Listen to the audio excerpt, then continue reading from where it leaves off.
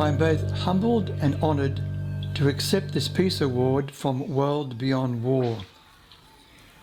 My spiritual faith as a Christian calls upon me to be a peacemaker. From my university days during the Vietnam War right through to the present, I've tried to do my best to oppose war. This is really war.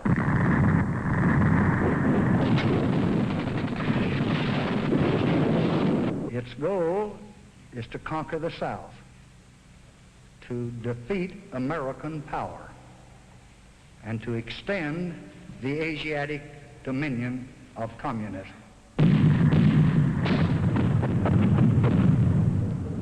We do not want an expanding struggle with consequences that no one can foresee, nor will we bluster or bully or flaunt our power.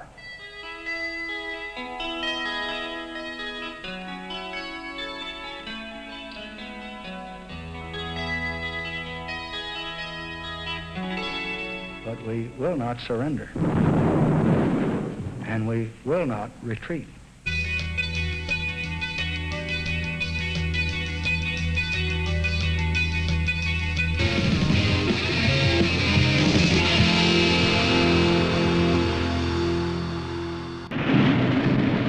Once again, Australia sent troops to fight with the United States.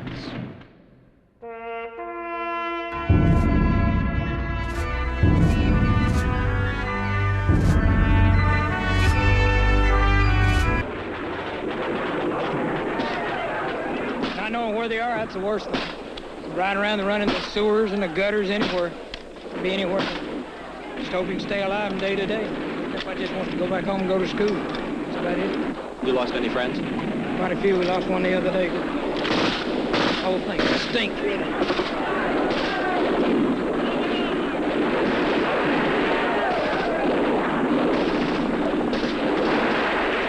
Awful sick of it. I'll be so glad to go home. I don't know. It's the worst area we've been in since I've been in Vietnam. You think it's worth it? Yeah, I don't know. They say we're fighting for something. I don't know. Tonight, American and South Vietnamese units will attack the headquarters for the entire communist military operation in South Vietnam. This key control center has been occupied by the North Vietnamese and Viet Cong for 5 years in blatant violation of Cambodia's neutrality. This is not an invasion of Cambodia.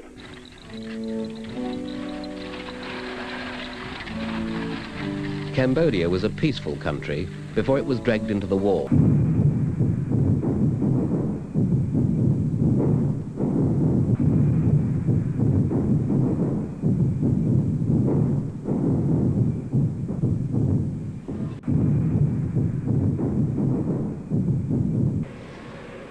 The B-52s carried 30 tons of bombs each. They needed 3 semi-trailers to load one of these bombers. And they flew in an arrow formation, an inverted V if you like, and dropped their bombs, 90 tons in all, simultaneously, usually from a height where they couldn't be seen, nor could they be heard. So that the first thing the Viet Cong knew on the ground was that they were being obliterated.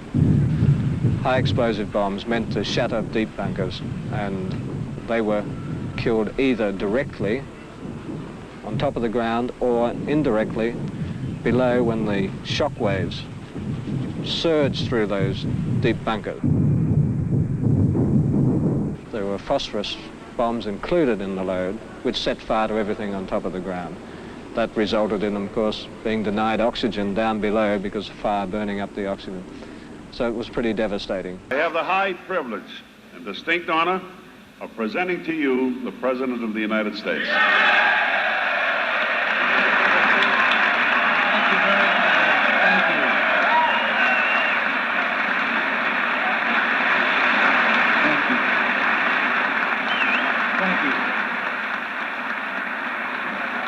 Central America's problems do directly affect the security and the well-being of our own people.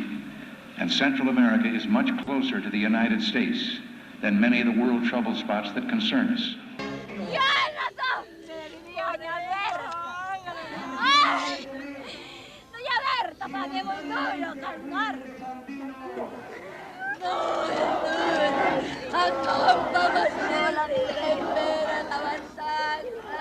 This is the funeral of 17 young Nicaraguan soldiers killed by forces invading their country. Y estamos preguntando aquí en esta mesa de conferencias 10 a 16 representantes de la unidad y del amor. ¿Qué argumento querrán los enemigos de los pobres, de los campesinos, de los trabajadores, para meter sus puñales en su vaina, para desarmar sus armas y dejar de asesinar más a esta juventud que es la esperanza de la historia? ¿Qué argumento?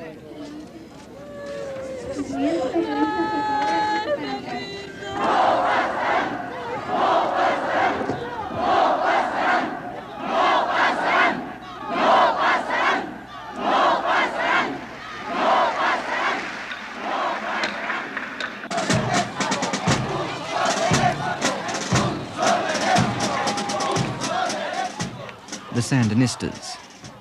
These are the people who get under President Reagan's skin.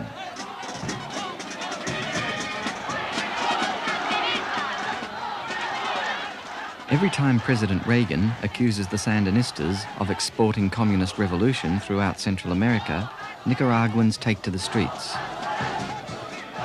They're insulted and angry because it's their country which is under siege and their enemies who are financed by the United States. Porque marcho porque es necesario, simplemente.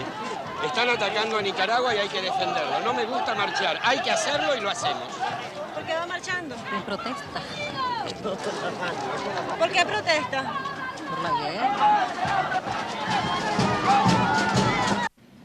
Honores a su excelencia. Atención. ¡Dígala ahí!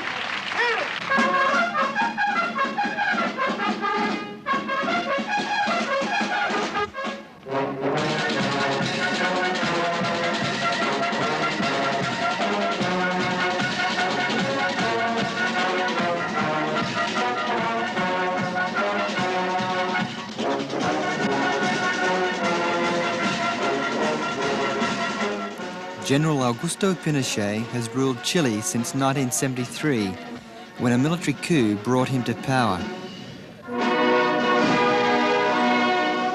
Los responsables de la muerte de mi hijo y de tantos otros son los asesinos que gobiernan en este país en este momento. Tenemos que terminar con un gobierno compuesto por asesinos, y el primero de todos es el asesino Augusto Pinochet. Esto lo digo, lo repito, y lo repetiré hasta el último minuto de mi vida.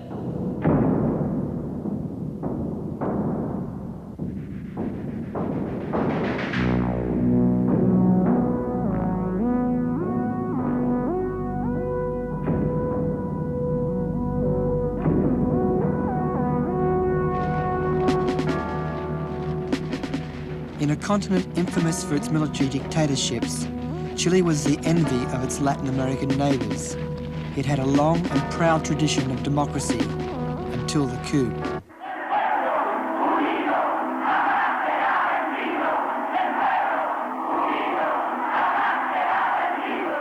Chile has not always been a police state.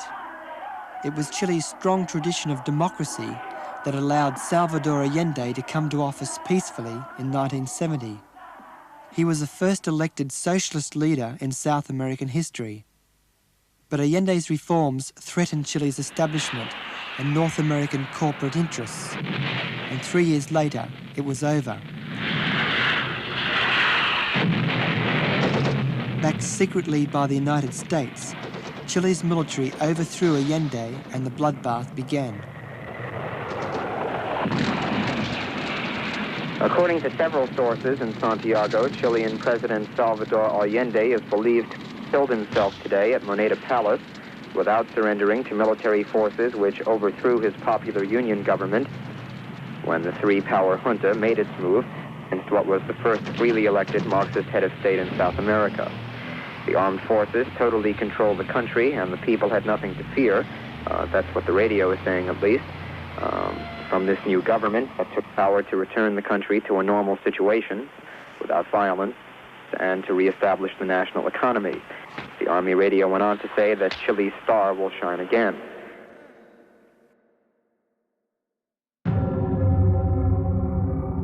One Thursday morning in Rockhampton, in Queensland, in July, I kept a promise.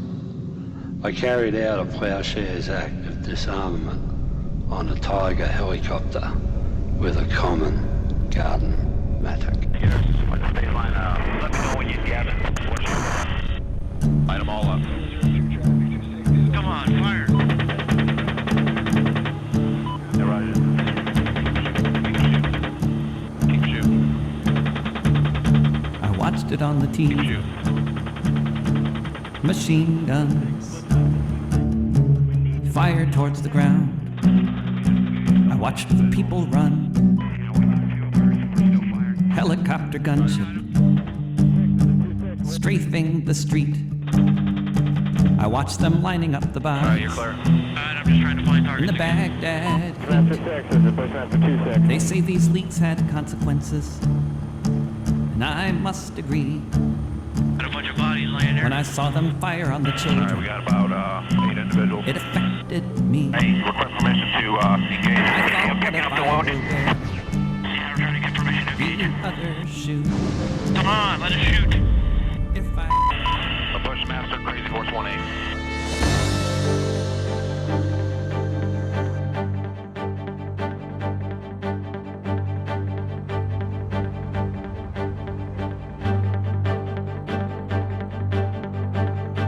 Two wars in Iraq.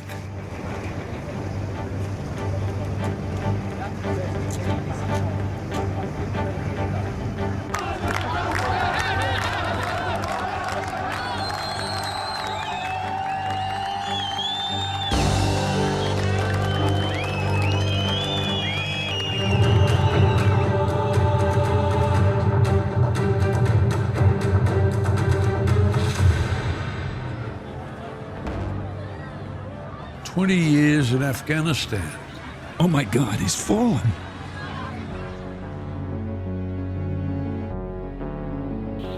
And yes, now in my 70s, oh how I yearn for a better world, for better leaders of all nations who have outgrown their modus operandi, our modus operandi as a species, to settle our disagreements between each other over political ideologies, race or faith, by resorting to banging each other over the proverbial head with a nasty weapon.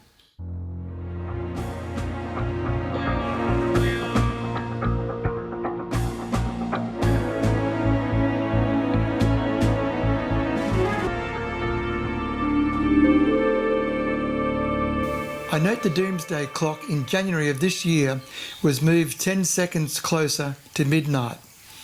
The closest it's been since 1945, when the US split the atom and the two bombs were dropped on Hiroshima and Nagasaki, both largely civilian targets.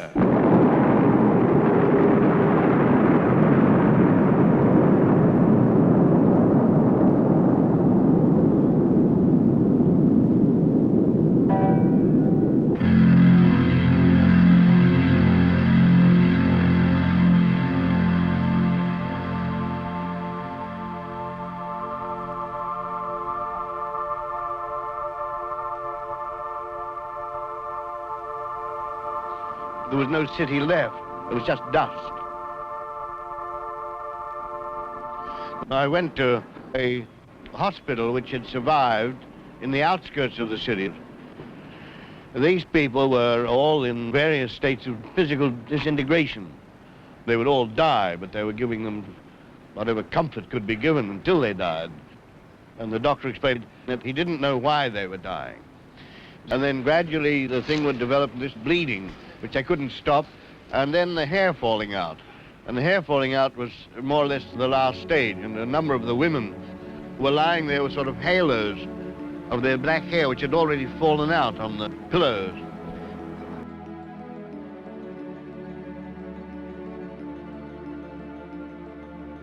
The people looked at me, obviously. I could feel the hate in their eyes. And at one point the doctor said, "Look, I must stop. You must stop this. I feel responsible for your safety, and you must leave." But as we left, he said, "I can't understand this. I'm American educated. I'm a Christian. I know what war is, and certainly we have been guilty of all sorts of things in this war. But this is against civilian population. We don't know what the disease is. The Americans must send, I beg you, let them send scientists and doctors down here to tell us what to do, because our impression is that everybody will die." I didn't know what name to give to this disease, so I called it atomic plague. What I'd seen was the end of World War II, but it would be the fate of cities all over the world in the first hours of a World War III. I felt staggered, really staggered by what I'd seen, and just where I sat down, I found some lump of concrete, I remember, that had not been pulverized. I sat on that with my little Hermes typewriter, and my first words, I remember now, were, "I write this as a warning to the world." If we love life and we love this planet and all the wonderful species we coexist with, we all have reason to double, to treble, to quadruple our efforts to be peacemakers, to turn around and arrest the mindset which now seems on an almost inevitable drift into a third world war. The US Navy has a nuclear submarine that could destroy Russia and China in minutes. As a Trident II re-enters the atmosphere at speeds of up to Mach 24, it splits into up to 8 independent re-entry vehicles, each with a 100 or 475 kiloton nuclear warhead.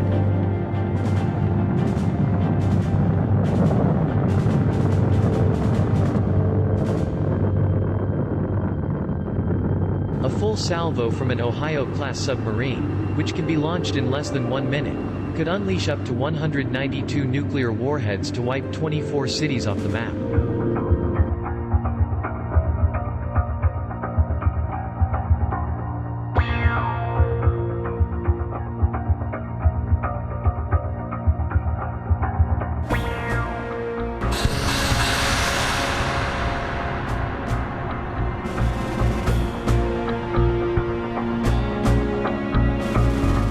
The US is Australia's vital security ally. It's our closest global partner.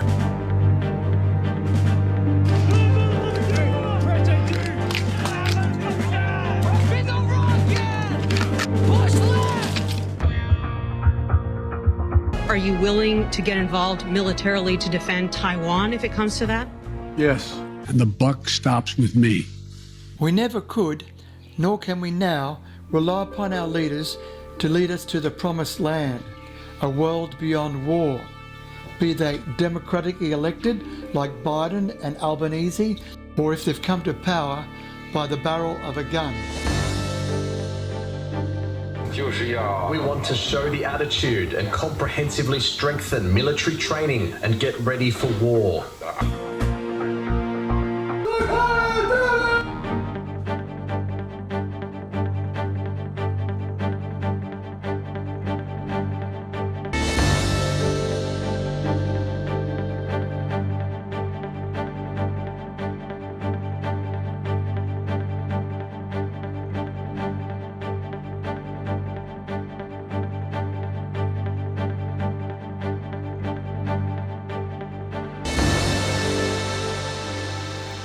Each of us, each of you, have the option of either sitting back and letting our leaders take us into a nuclear war, which will end life on this planet as we've always known it, or we can rally around and come together and support each other in communities across the world and say, war no more.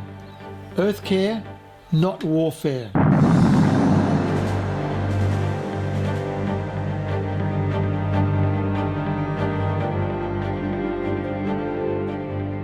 I will fight like no one has ever fought before.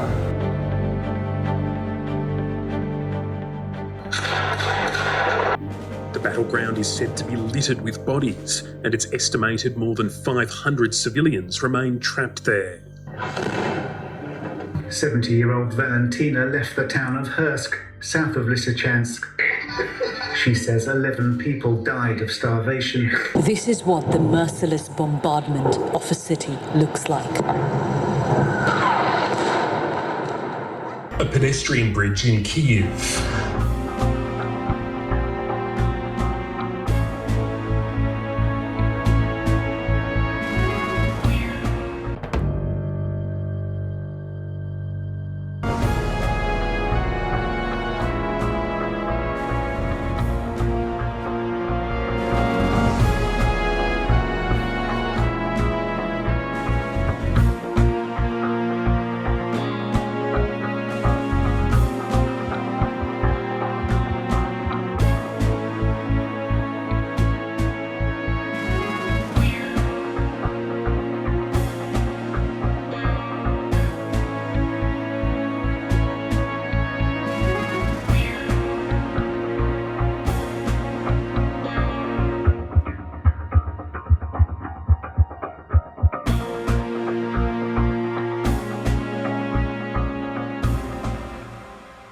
If we come together as one people on the earth, we have the perfect opportunity to defeat the enemy within, which has already invaded our countries.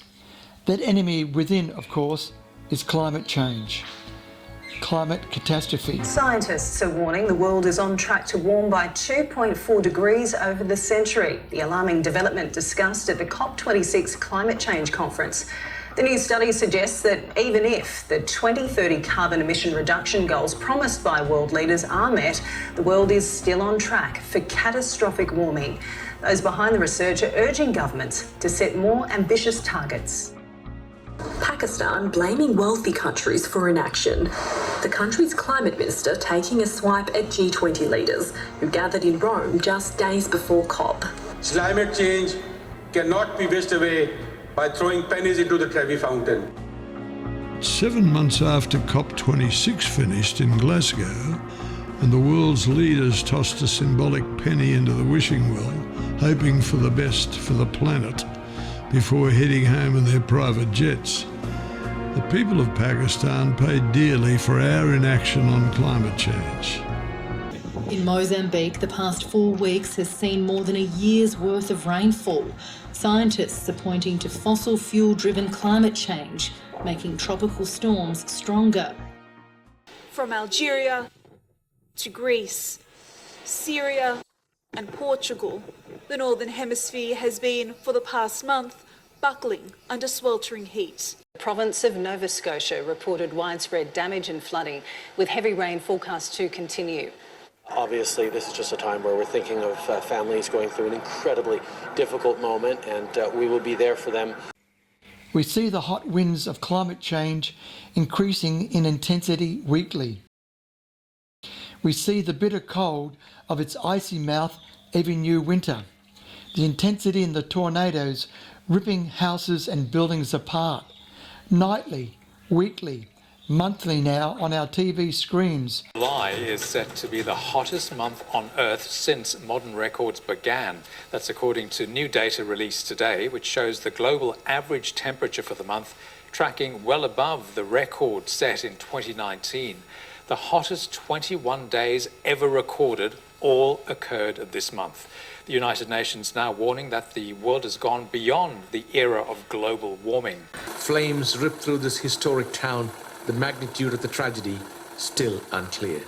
Metal shells of vehicles frozen. Escapes cut short. Homes and buildings only recognizable by their outline. A landscape devoid of life. Smoldering debris and nothing left to salvage. Lost my uncle, Tony, and his wife, and his daughter, and his grandson, all together. As locals confront the aftermath of the deadliest wildfire the country has seen in over a century, the country's highest authority spotted on his Delaware vacation. Can you come talk about Maui? I'm looking at it. China is already contending with Typhoon Doksuri's fury. First the south, and from Saturday, Beijing, struck by its heaviest rains since records began 140 years ago. Police helicopters dropping emergency supplies to the districts of Changping, Fangshan and Montogu after a month's worth of rain fell in 40 hours. I have never seen such heavy rain in my life. Heavy monsoon rains in India's western Gujarat state have caused serious flooding. Torrential rain has also disrupted cities in at least 3 other regions, with evacuations in western Maharashtra state.